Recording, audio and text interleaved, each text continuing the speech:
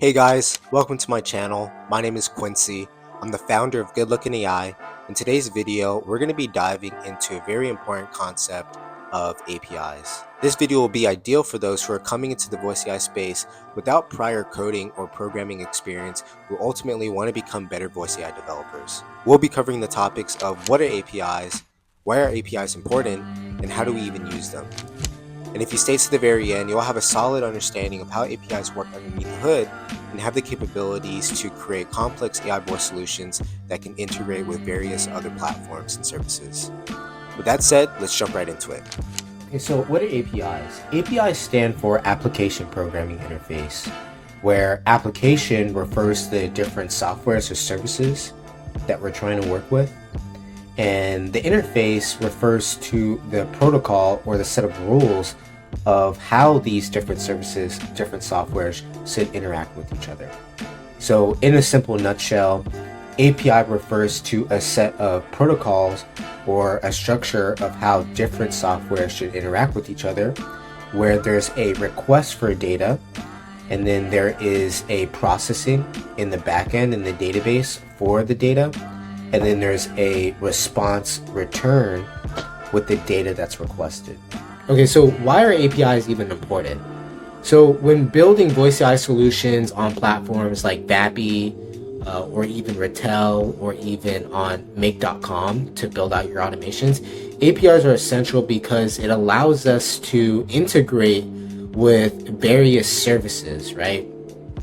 And it gives us the integration abilities, and they allow you to connect various services and tools in a cohesive system, right?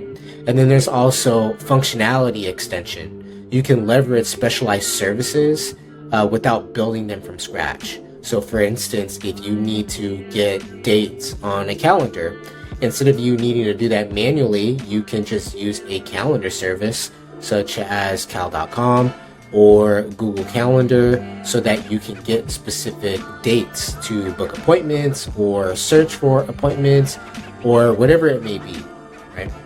And then also scalability. APIs let you add and or modify components without building or rebuilding the entire application. And then also abstraction. Now this is more so in coding, but they hide complex implementation details while providing useful functionality. And in the next few steps, I'll be walking you through this code that I have right here, but this would be an example of extraction, where somewhere in our code on a different file, we're making a request to this specific API, and it hides the complex stuff so that we can only return the data that's being requested. Right. And another thing that's very important about APIs is in particularly the security benefits of HTTP. So within HTTP, there's HTTPS, which encrypts the data that's in transit using like TLS and SSL protocols, and that's very essential for APIs to handle sensitive information.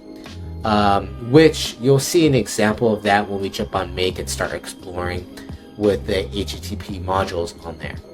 But that's pretty much the reasons on why APIs are important. Okay, so I wanted to just quickly walk you through what APIs look like in code. Now, in most cases, to be a voice AI developer, you won't need to know how to code, but I think just having a good understanding of what it looks like underneath the hood will empower you to become a better voice AI developer. Now, in most cases, you primarily will be interacting with no-code or low-code tools like Make.com or NAN, but essentially at its core, what you're interacting with is the GUI, the graphical user interface. So essentially underneath the hood, they're doing the same thing as this, but in an easy way so that you can easily connect to different apps. But I'll just walk us through an API that can just, again, help you get a good grasp of what it looks like underneath the hood behind the scenes. So I have this API set right here to hit and get weather based on a city. Now there are a lot of irrelevant lines of code, what I really wanted to focus on is lines 9 through 28. Now, what we're doing is here we have this endpoint, right? So we're making a get request to this endpoint, and get is one of the methods that you need to be familiarized with in order to be a solid Voice.ai developer. And there are different methods like get, post, put, patch, delete, and we will explore more of those as we move through the process. But right now we are getting data and we are hitting this URL endpoint. Now, for instance, if you've been building out Voice.ai solutions on Vapi, you most likely seen their API reference where we're hitting all these different endpoints, right? So there's probably an endpoint like /list assistance, /get tools, /list knowledge base, right? So it's essentially the same thing, right? So we have this endpoint that we are trying to hit, and the way it works is somewhere in the code base, not on here, we're making a request to this URL endpoint. So another example would be if you're on Vapi, you're on the API reference, and you're on that screen and you're trying to hit the endpoint list assistance, right?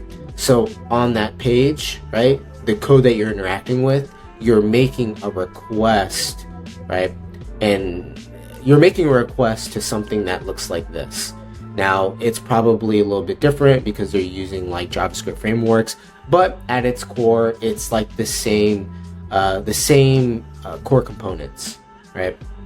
So we're making this request to get data from this URL endpoint, whether, and it says async.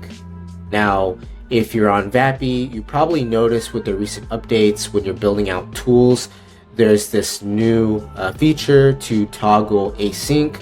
Now, what async means, it's just short for asynchronously. So what it means is, do we want to execute this function simultaneously while we run other lines of code, while we wait for this function to finish, right? So that's essentially what async means. It's, do we want to execute this code while also executing other lines of code at the same time while we wait for this task to return the response, right? And there's two parts to this. There's async, and then there's also a wait. But not to go too deep into it, I don't want to like lose you. It's not really too important. But right here we have in these parentheses, we have two parameters. We have a request and a response. Essentially, the request is the input, and this res is the response, which is the output.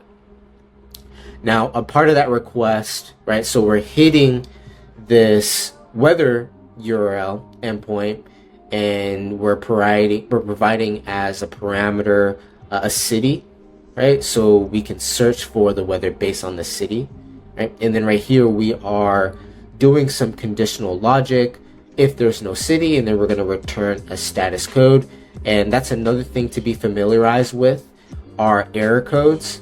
And for instance, in this scenario, if there's no city, we're going to return the status code of 400, and 400 means that there was a client-side error. So client pretty much means on your side, right? Like the data that you're sending, maybe it was structured in the wrong way, maybe there's like a typo, or maybe it's missing some important data that's required to make the request, right? So if you have any of those things, it's going to return a 400 client-side error, right? Now, if they did provide a city, then this is where we're going to make the request to the API.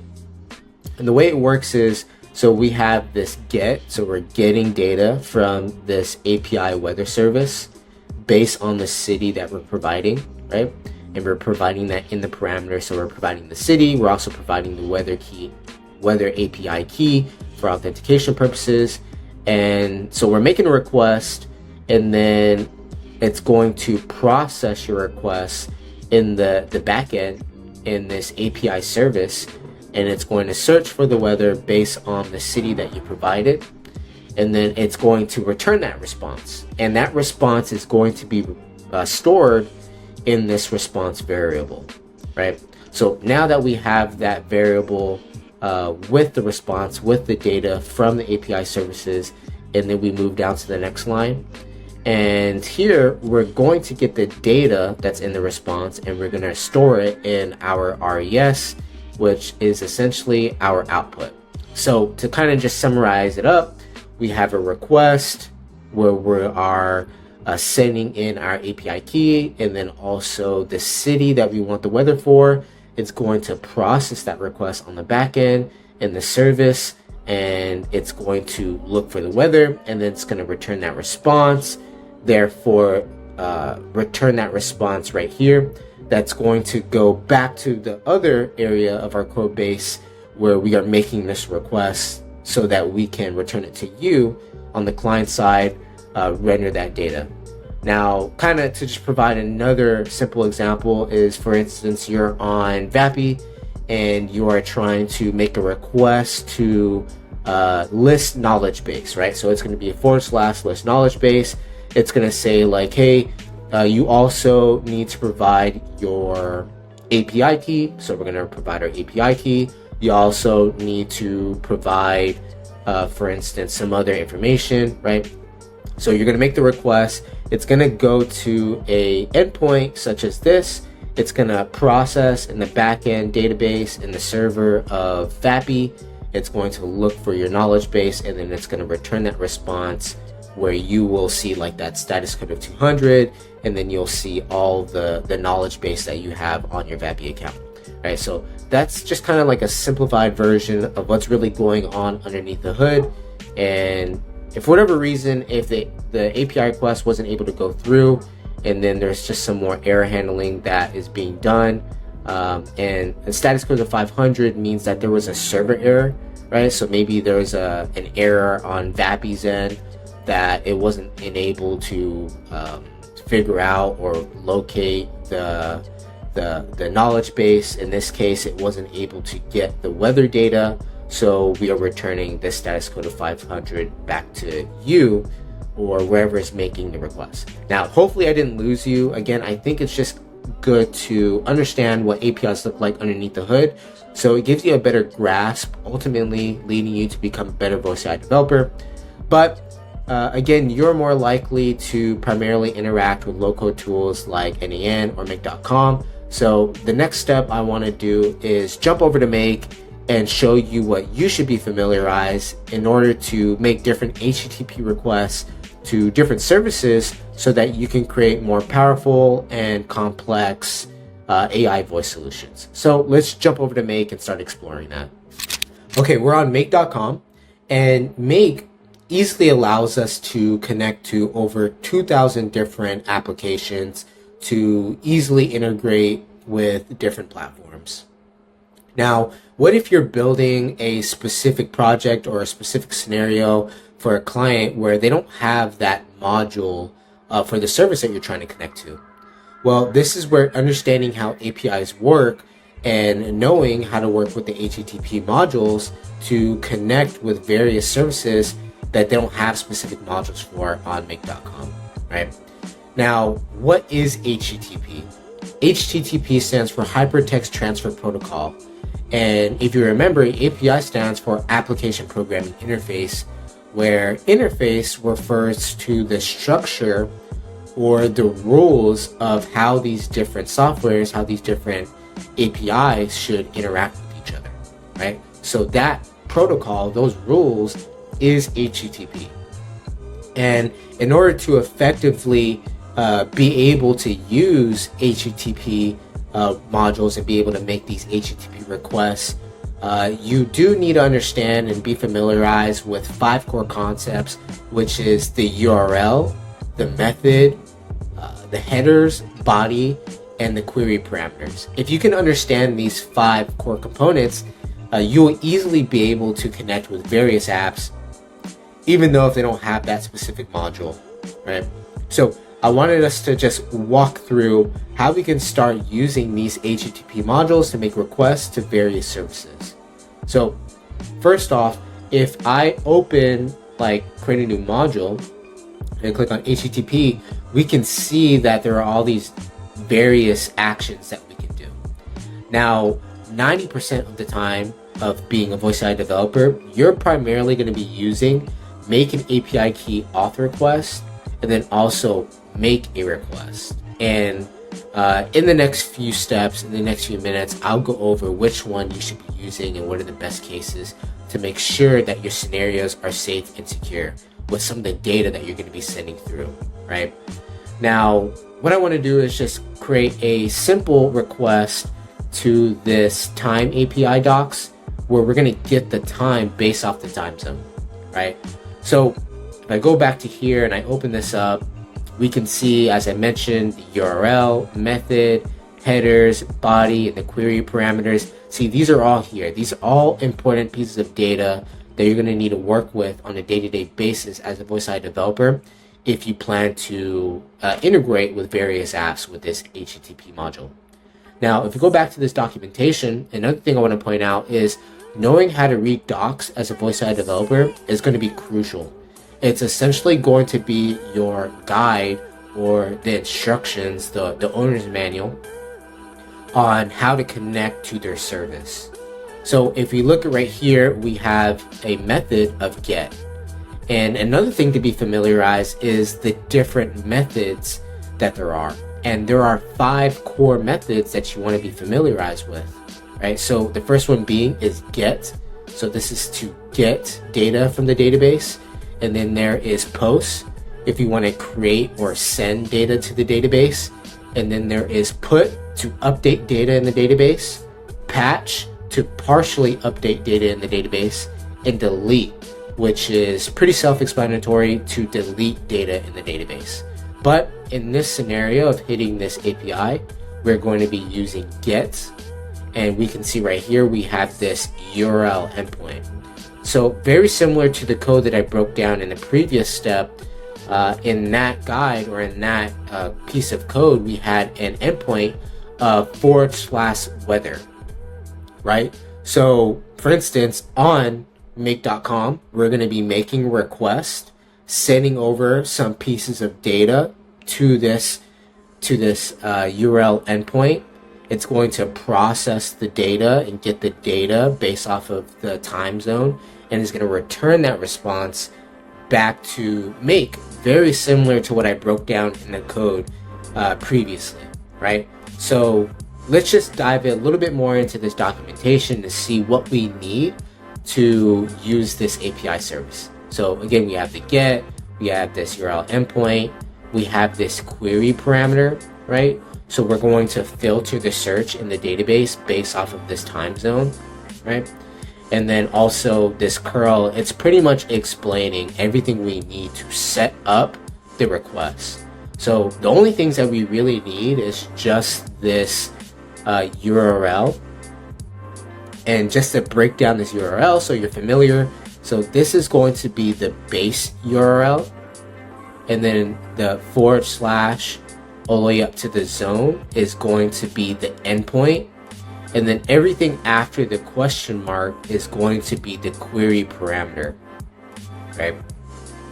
And then right here where it says H, this is going to be what we need to add into the headers. Now it doesn't say it's required, but we'll add it in just to show you like how it's all working. Okay, so I'm going to just copy this,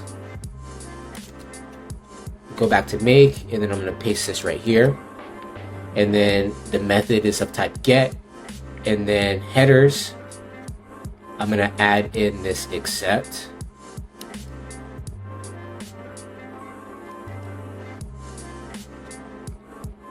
And then also add in this application /JSON.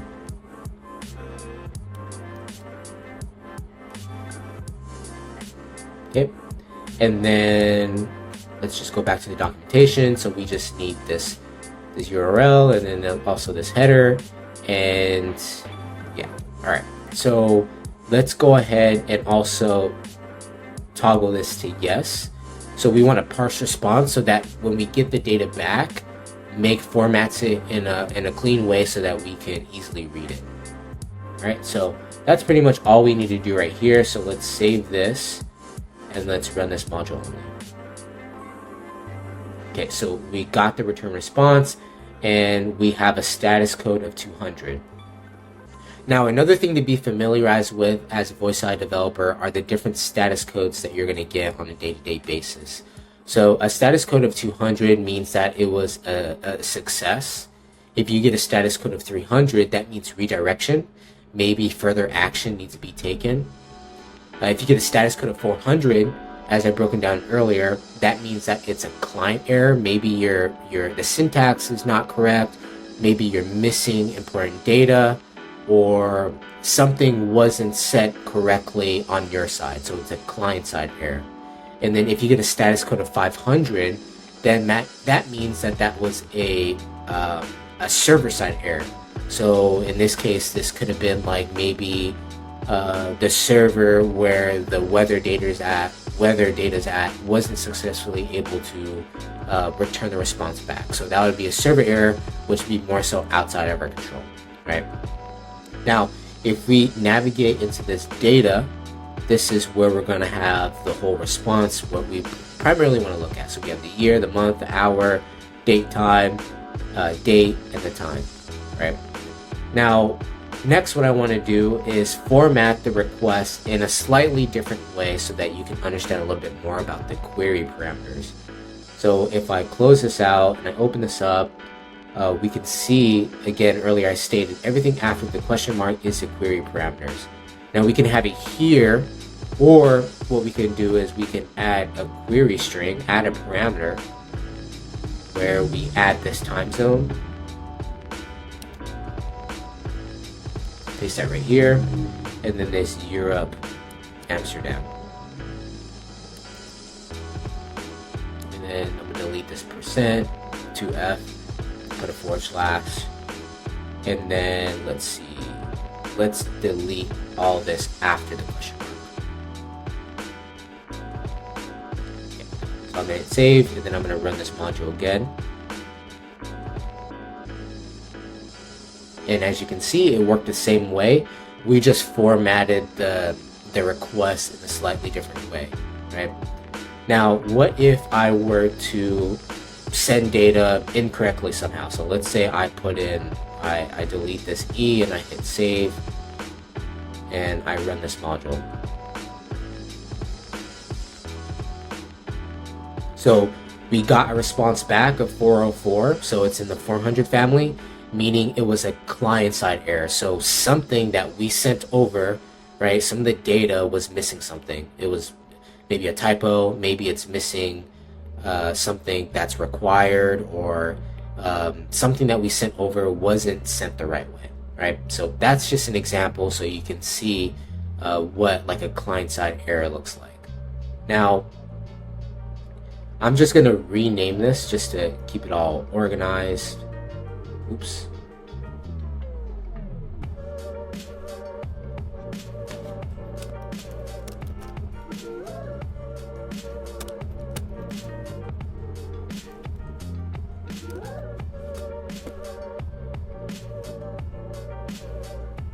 Okay. So right here we're using a make a request, and then right here we have a different module where it's make an API key auth request. So the difference between these is this one's less secure. So if we're going through documentation, for instance, like I'll go to OpenAI, if we go to the documentation, we can see that in their headers, they require a API key. Now, if we use this specific module, it will work, but it's not secure. Why? Because we would need to add our API key to the headers, right? And whenever we add data here, it could be exposed, right? Our API key would be vulnerable, and the API key should be something that is kept safe, meaning you don't show it to people. So best practice, whenever you're working with a client or a project where you need to use an API key, it's best practice to use an HTTP module, make an API key auth request, It's going to keep your data secure, and yeah, this would just be the better way to go about it, because you don't want to expose your OpenAI key or your API key from other services that you're trying to connect to, right? So right here, I wanted to just kind of show more of a complex way to work with APIs to make API requests. We're going to manually make a request to OpenAI, their chat completion, prompt completion route. Essentially, we're going to manually do this module, right? As I stated earlier, most of these modules are just an API wrapper. They did the hard work for you, so it's really easy for you to plug and play, and then also connect to OpenAIs for their models and stuff like that. So we're going to do it the manual way. It's just going to give you a better understanding of how to use these HTTP modules to connect with various applications with certain requirements. So first, let's navigate to OpenAI's API reference. Now, I am at the created chat completion. If you want to reference this doc, you can head to platform.openai.com/docs/API reference, and yeah, you can see right here. So we have this this URL endpoint, right? Again, very similar. You can see that there's a pattern. There's always a URL, and there's always like endpoints that we need to hit, right? So this is the base URL, and then we have the URL endpoint. Now, the method here is post. So I'm going to navigate back to make, and I'm going to set this as post. And then the URL is going to be this right here. And then we can see that in the headers, right, which is signified by the H, that we need a content type, application/JSON, and then we also need the authorization, bearer, and then the API key, right? But the good thing about using this make an API key auth request is, instead of putting our API key in the headers, we're going to create a keychain in Make that's going to safely secure our API key so that we're not exposed to any vulnerabilities, right? And this is just going to be the best practice way to make sure that you are just keeping your data secure, right? So what we're going to do is, let's create the headers. So I'm going to copy this content.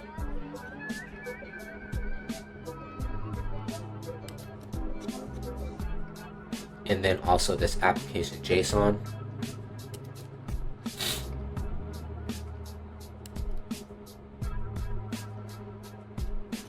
And then we can see that in the request body, there are some requirements. We need a message, and we also need the model. Now, if we were to make a request to ChatGPT or OpenAI and not include this, we would get a 400 error, because we were supposed to send data from the client side that they were expecting, but it wasn't there. So it's going to throw a 400 client error, right? So in the request body, we need the messages and the model, which is pretty much just right here. So I'm going to just copy this. And just to clarify, this is JSON, which is structured data. It's the way data needs to be sent across different API services, which I'll cover on a video later, so you can really understand how JSON works as well. But I'm going to navigate back to here, and then body type, raw, content type is JSON, and then we're going to paste that in right there. And then parse response again, so we can format the output in a easily readable way. And then also, now let's add a new key. And then I'm just going to name this OpenAI.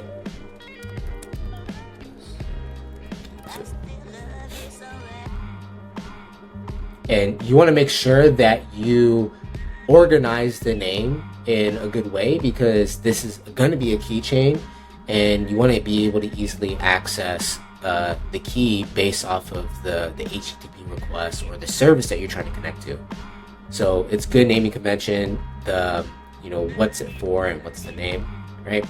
Now I'm going to add my key right here, but if we look at the documentation, it says that the value needs to be bare space and then the API key. So I'm going to add in bare space, and then it says API key placement. So if we go back to the documentation, it signals right here that it needs to be in the headers. Now again, you'll just need to follow the documentation. Sometimes it will be requested to be in the query parameters, but in this case it's the headers.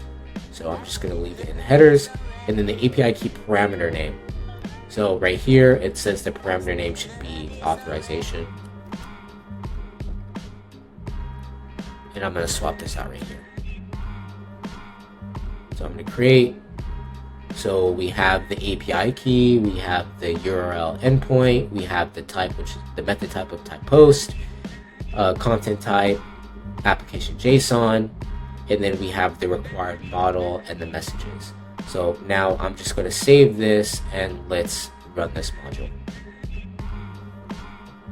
All right, so as you can see, we got a status code of 200 and we have the data right here. And then we go into choices, messages, and it says, hello, how can I assist you today? So this would be a manual way of connecting to OpenAI's chat completion endpoint. Now, if you want, you can always explore their different endpoints and just play around with it so you get more and more familiarized on how to use this HTTP module in a manual way to connect to all these different API endpoints, right? It's just going to help you get more and more familiarized with these, with this type of skill, right? Now, next thing I wanted to do was, how do we, connect to something like Vapi? So if we go to Vapi's documentation, we can see again there's all these different API endpoints, right? So we have this specific one where it's a get method, and here's the URL, and then also it says we need the headers, authorization, bare, and then again the API key. It says that the headers, the authorization is required, right? Possible query parameters that we can add in an ID and then the value of the ID, right, of that specific call. You can see that there's all these different endpoints and they're all using those methods that we discussed earlier: get, post, get, delete, patch, right? So there's a pattern here. So the more you get familiarized with this, the more you're going to be able to just keep interacting with all these documentations, all these different API endpoints. That's going to enable you to just connect all these services together, ultimately leading you to become a better voice AI developer. So let's just try a simple example of, let's say we want to list our assistants. So we're going to make a GET request to this specific URL, right? And we can see that the authorization in the headers, it's required to have a bearer token. So same thing, let's go back to here and let's do it right here. Actually, let's just rename this. Another thing that you always want to do is just make sure you name your modules in a clear formatted way so it all makes sense. So this one is going to be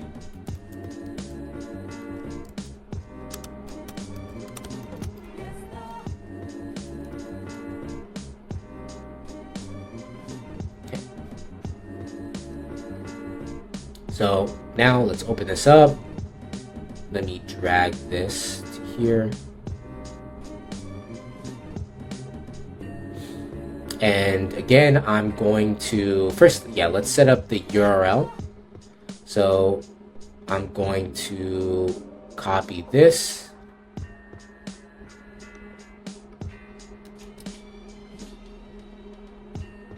And then it was get, And in the headers, they stated that we needed the authorization, the bearer token, right? It also says right here, authorization bearer token. So what I'm going to do is I'm going to go back to make, and I'm going to add a new key. I'm going to name it Vapi.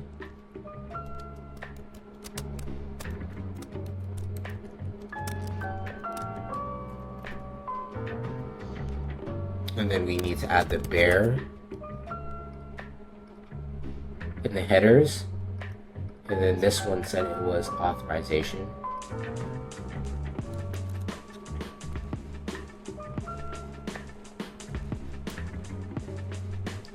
And then now I'm going to paste my API key in here.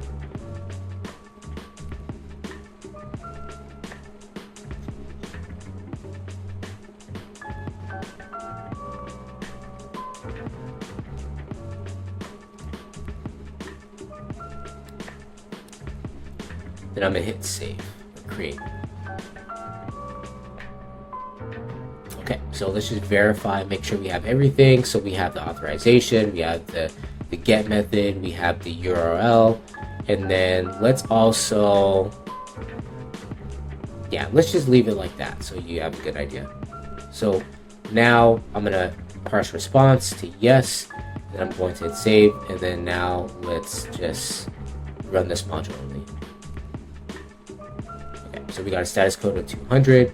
Click on the data. We can see we have 4 elements in the data, right? So this data is an array. We have 4 items. So meaning we have 4 separate assistants. So we have this one, this one, this one. So yeah, we can see that we're getting all of the data.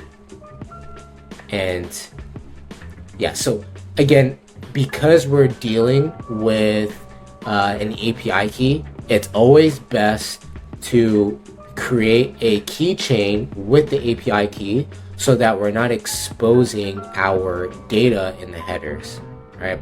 So if we just look at like the input of this, it says empty, where if we were to have made this request to Vapi or ChatGPT and we, it's not there anymore, but if we were to have made this request with the make a request to ChatGPT or Vapi, when we clicked on headers, it would have showed our bearer token or API key, which is not good because we always want to hide that, right?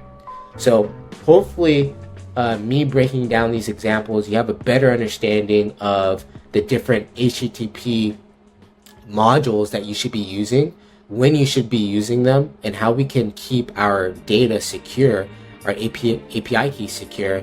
And hopefully you understand a little bit more about the HTTP methods such as get, post, put, patch, delete, and then also the different error codes that you could be receiving on a day-to-day basis.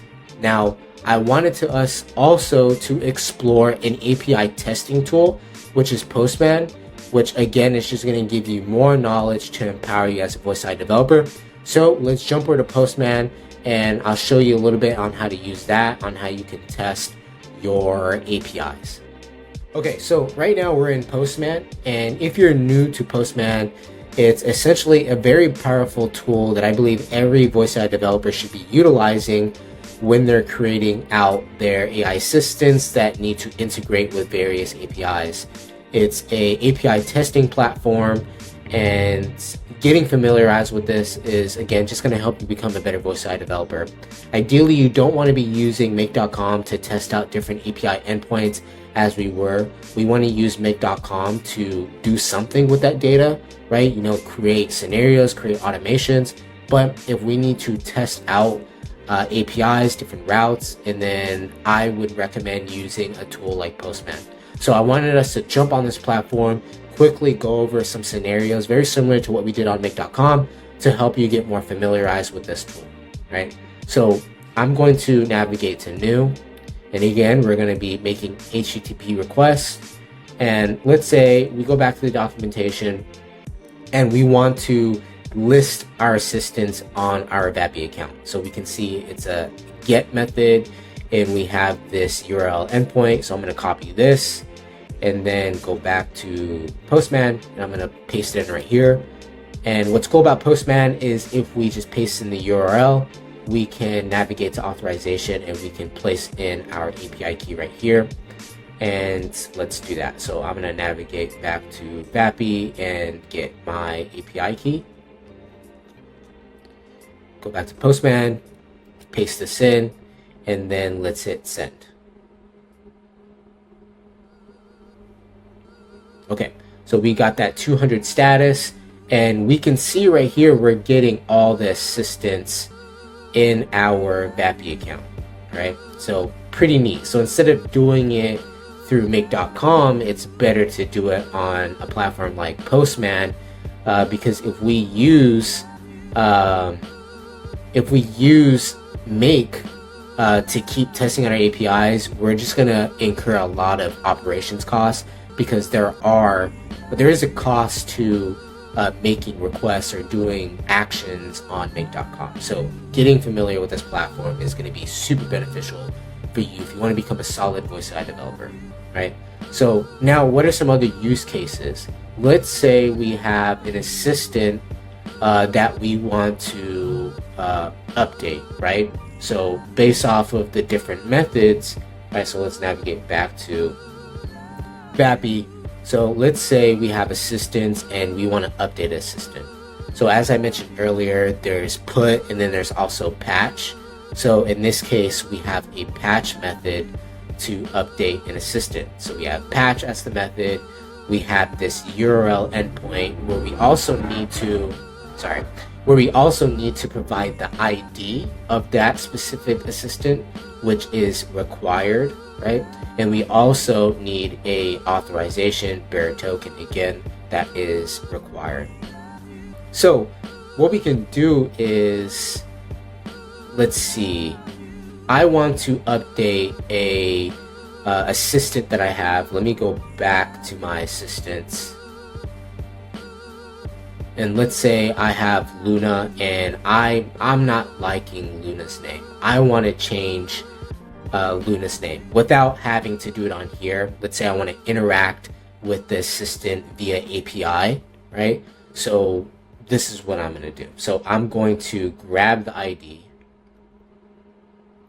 and then I'm going to go back to let's see, update assistant. And then what I'm going to do is I'm going to click try it.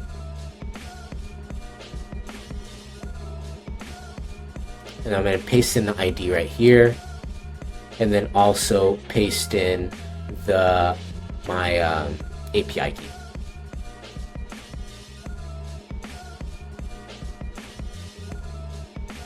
Now, the same thing that I'm doing right now can be done on Postman, but we're going to use Postman to update the name of our assistant. That's what we'll do in this example. So I'm going to paste in the token.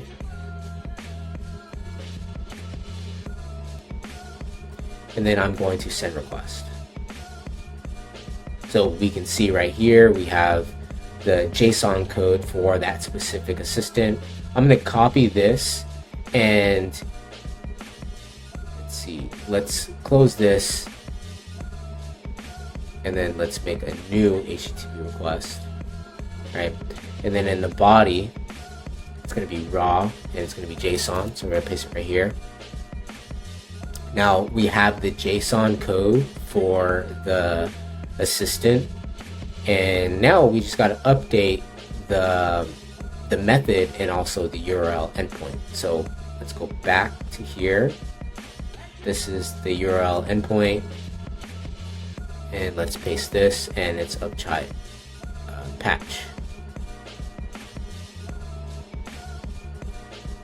Now, ideally, it can get really confusing using this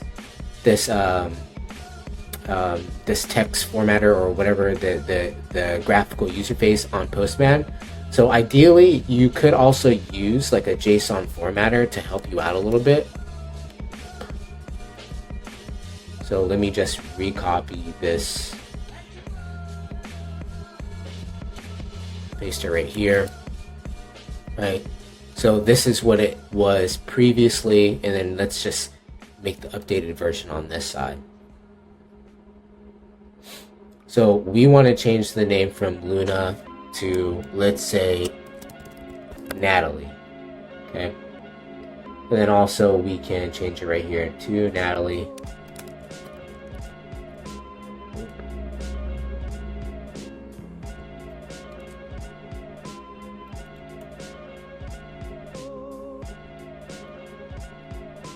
Okay, cool. So we got it updated right here.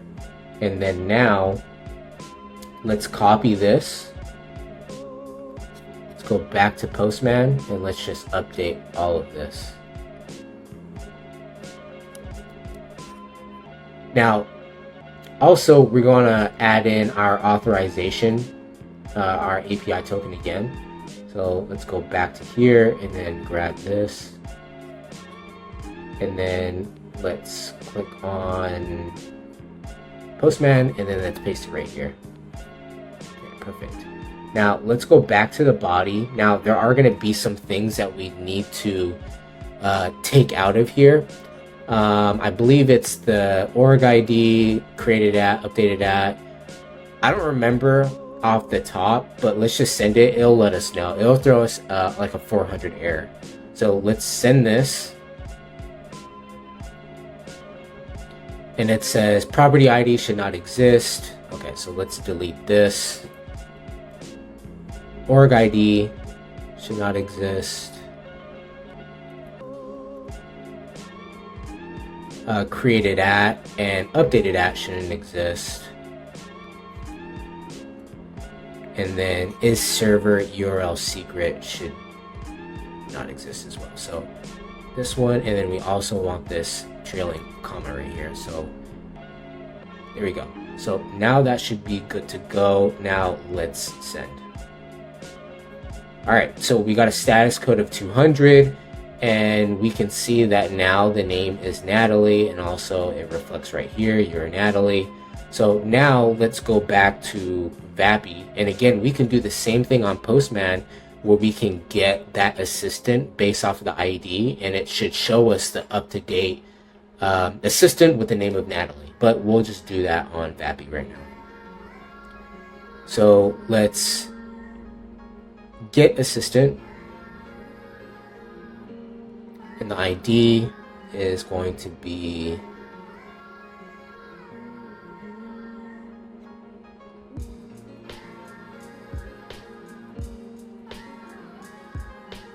so as you can see, it's already reflecting right here that the name is Natalie. It's a little slow on here, but it should probably populate pretty soon. But let's just copy this ID and go back to this get assistant, and let's paste it in right here. Send request, and we can see right here Natalie, and then also you're Natalie. So now let's just go back to our assistant and refresh this.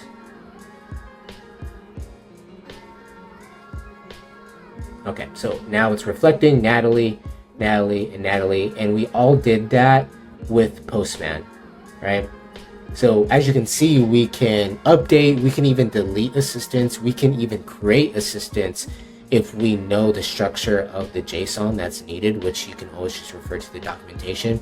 But of course, it would be better just to create the assistant in the graphical user interface, but you know, it's still very good to understand what's really happening, right? So when we change this name and when we hit submit, it's sending a request to the back end and say like, hey, update it to Natalie, and then it will populate in the database, and then when it gets that data, it will now reflect Natalie, right?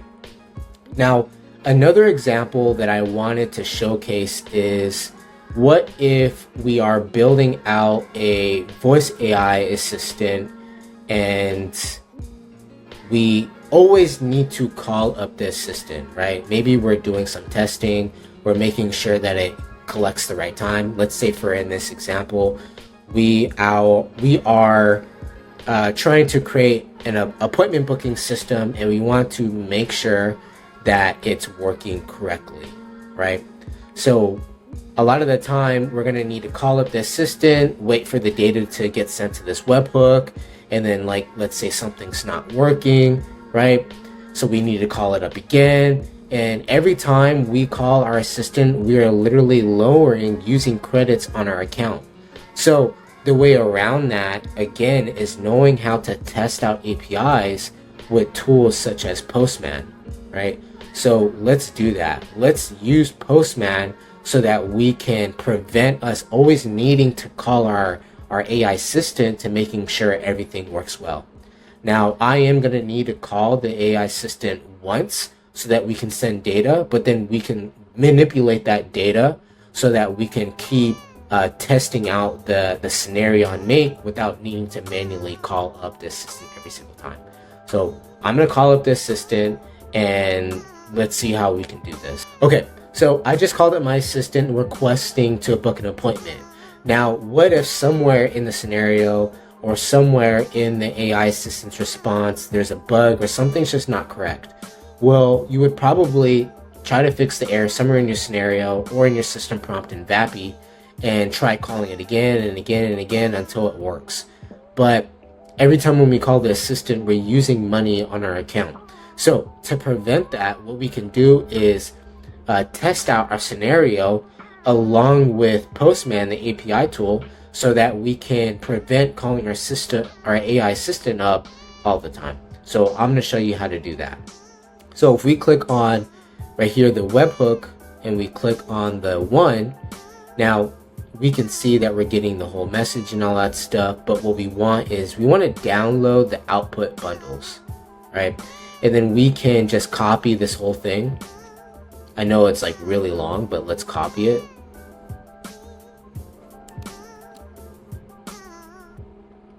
And then there are some pieces of this that we don't need. So let's just go to this JSON formatter. I'm gonna delete all these. I'm gonna paste it in right here. I'm gonna scrub to the top. And I'm gonna collapse this because we don't need this one, we don't need this, and then also let's format this. Okay, so we are calling the assistant and we're running a tool call, and the tool that we're running is the Eve check availability, and the arguments, the caller that's calling in is Quincy, and they're trying to schedule an appointment for April 3rd at 10 a.m. right? Now what we can do is we can copy this whole thing and we can go back to Postman and then click on new HTTP, and then what we can do is click on body, and then we want to click on raw, and of course it's JSON again. And then now what we can do is, for instance, we're going to make a post request to the URL endpoint at the webhook, right? So what we can do is go back to here and then click on this and copy the address. And then we're going to paste it in right here. And let's say, for instance, this time we want to test it out with, let's say it's Jackie, and they want to schedule an appointment on April 2025. Let's see, they want to do the 4th of April, also at 10 a.m. So now what we can do is we can hit, well, before we hit send, we gotta trigger this to be watching it. So we're gonna run it, and then now we can hit send, and then we get a status of 200 okay, and then we also get the response back from the webhook response. It says it looks like we do have an open slot for that time. Now if we go back to our make scenario, as you can see, it ran the whole scenario again without us needing to call the assistant. So we can see how we can save a lot of time by having to go through all the flows of the AI conversation in order for us to book an appointment, right? So that's just one simple way on how we can use Postman as a API testing tool along with Make, so that we can save money and not need to call our AI assistants all the time. So hopefully you found this use case valuable and you're able to come out the other side of this video with better knowledge on what APIs are, how APIs are, or why APIs are important, and some practical use cases on how you can start using them to integrate and connect various services and various APIs. Hey guys, good job reaching the very end of this API guide. Hopefully you're able to come out the other side well equipped with a better understanding of how APIs work, specifically underneath the hood, and have some practical use cases on how you can use tools like Postman to test out your APIs with Vapi and also Make.com, and also know how to connect to various services and various APIs that Make.com doesn't have specific modules for. Now, I know it was a lot to take in regards to the specific components of HTTP and also the different types of methods and the error codes, but the more you build projects and the more you practice integrating different services and APIs, the better you'll be. Now, if you found any value out of this video, please do me a favor. Please like, comment, and subscribe. It really helps me stay motivated to keep putting out content such as this. And yeah, you have a great one, and I will see you next time. Peace.